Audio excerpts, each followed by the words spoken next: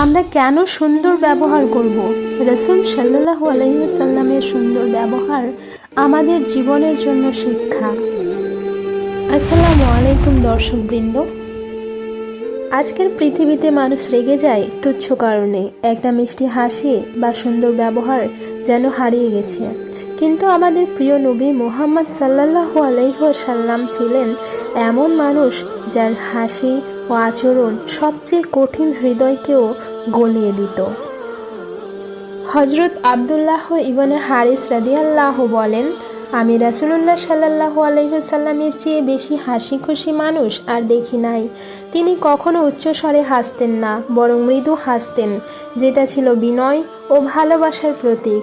তার হাসি মানুষকে সবসময় কাছে টানত। সুবহানাল্লাহ।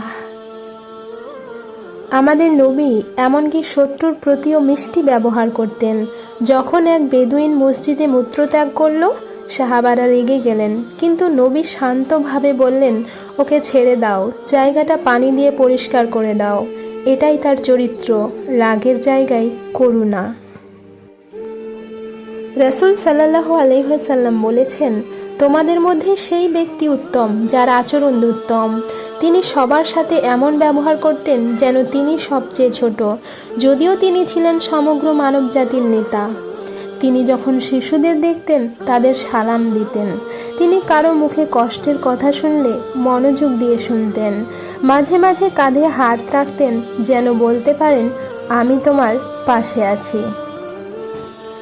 আমরা যদি সত্যিকারের নবী সাল্লাল্লাহু আলাইহি ওয়াসাল্লামকে ভালোবাসি, তাহলে তার এই সুন্দর ব্যবহার ও মিষ্টি হাসি আমাদের জীবনেও আনতে হবে।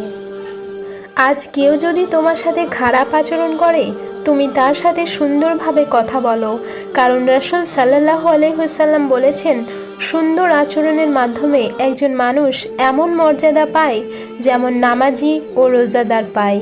আবু দাউদ শরীফ। ভাই ও বোনেরা, একটি হাসি কারোর মন ভালো করে দিতে পারে।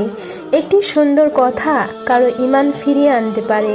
চলো আজ প্রতিজ্ঞা করি, রাসূল সাল্লাল্লাহু আলাইহি ওয়াসাল্লামের মতো হাসবো, তার মতো ব্যবহার আমাদের ব্যবহারে নিয়ে আসবো, যেন আমাদের মাধ্যমে ইসলাম মানুষের হৃদয়ে পৌঁছে যায়।